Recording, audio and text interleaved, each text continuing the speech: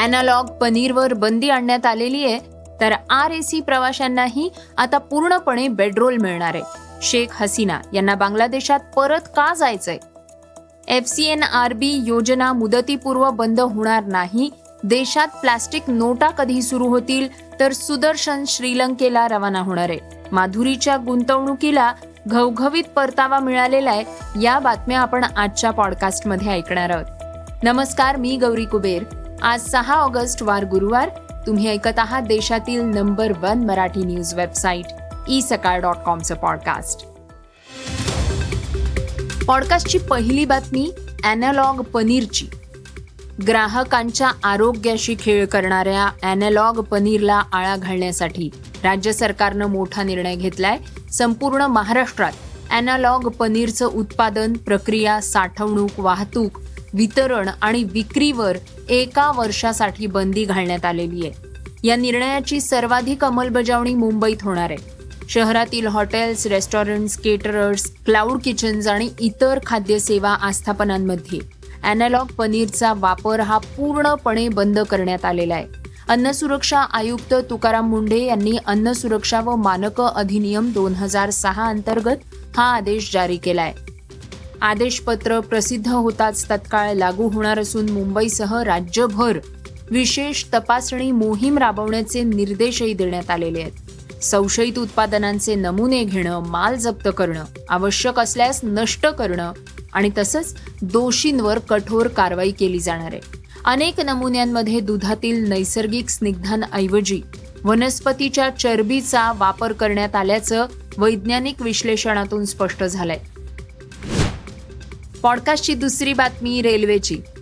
रेल्वेनं वातानुकूलित डब्यातून प्रवास करणाऱ्या RAC प्रवाशांसाठी महत्त्वाचा निर्णय घेतलाय.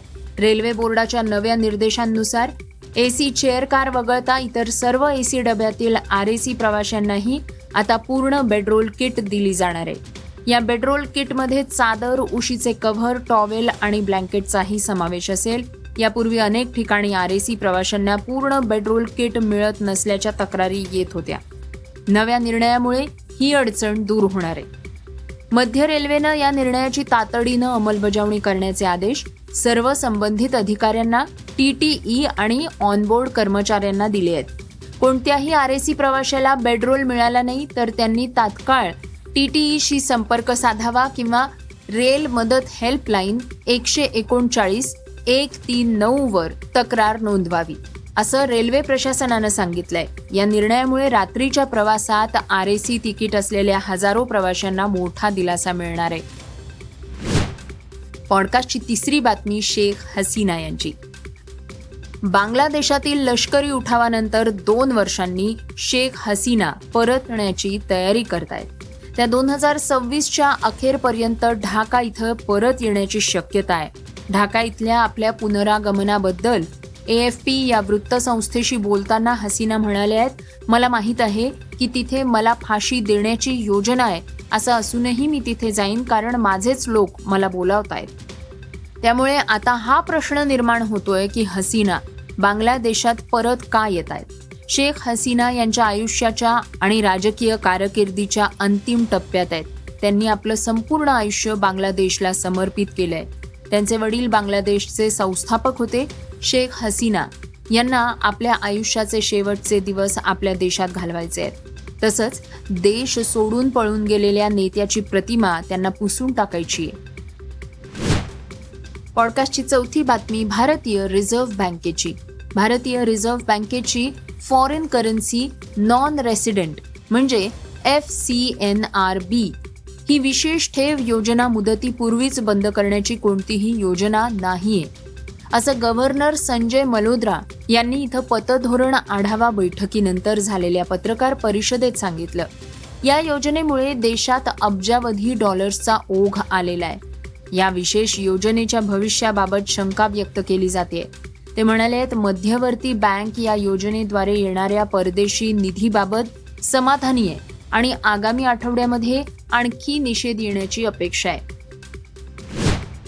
पॉडकास्टची 5वी बातमी प्लास्टिकच्या नोटांची. भारतीय रिझर्व्ह बँकेचे गव्हर्नर संजय मल्होत्रा यांनी सांगितलंय की जर क्षेत्रीय चाचण्या या नियोजनानुसार पार पडल्या तर पुढल्या आर्थिक वर्षाच्या सुरुवातीलाच भारतात प्लॅस्टिकच्या नोटा चलनात येऊ शकतात. मौद्रिक धोरण समितीच्या बैठकीनंतर आयोजित पत्रकार परिषदेत बोलताना मल्होत्रा म्हणाले आहेत की क्षेत्रीय चाचणी पूर्ण झाल्यानंतर पुढील आर्थिक वर्षाच्या सुरुवातीला पॉलिमर नोटा चलनात आणण्याची आरबीआयची योजना आहे. पॉडकास्टची 6वी बातमी क्रीडा क्षेत्रातनं. साई सुदर्शनला झालेल्या दुखापतीमुळे त्याचा श्रीलंकेतला कसोटी मालिकेमधला सहभाग अनिश्चित समजला जात होता. मात्र साई सुदर्शन हा येत्या शनिवारी श्रीलंकेला रवाना होत असल्याची माहिती सूत्रांकडनं मिळतीये. भारत श्रीलंका यांच्यामध्ये येत्या 15 ऑगस्टपासून पहिल्या कसोटी सामन्याला सुरुवात होतीये. त्याआधी येत्या 7 ऑगस्टपासून भारतीय संघ 3 दिवसीय सराव सामना खेळणार आहे. साई सुदर्शन शनिवारी श्रीलंकेला रवाना होणार असल्यामुळे तो सराव सामन्याला मुकेल हे निश्चित आहे. पॉडकास्टची शेवटची बातमी अभिनेत्री माधुरी दीक्षितची. बॉलिवूड अभिनेत्री आणि धक गर्ल माधुरी दीक्षित हिनं रिअल इस्टेटच्या क्षेत्रात आणखी एक मोठा व्यवहार केलाय. माधुरीनं अंधेरी पश्चिम इथे आपलं एक व्यावसायिक कार्यालय 4.85 कोटी रुपयांना विकलंय. विशेष म्हणजे जवळपास 18 वर्षांपूर्वी तिनं ही प्रॉपर्टी केवळ 52 लाख रुपयांना खरेदी केली होती. या व्यवहारातून मालमत्तेच्या मूल्यात 824% घसघशीत वाढ झाली असल्याचं समोर आलंय. हे होतं isakal.comचं पॉडकास्ट, अर्थात सकाळचं पॉडकास्ट. हे पॉडकास्ट तुम्हाला कसं वाटलं आम्हाला नक्की कळवा. याला रेटिंग द्या आणि इतरांना सुद्धा रेकमेंड करा. तर आपण आता उद्या पुन्हा भेटूयात. धन्यवाद. Script and research Vrushal Karmarkar.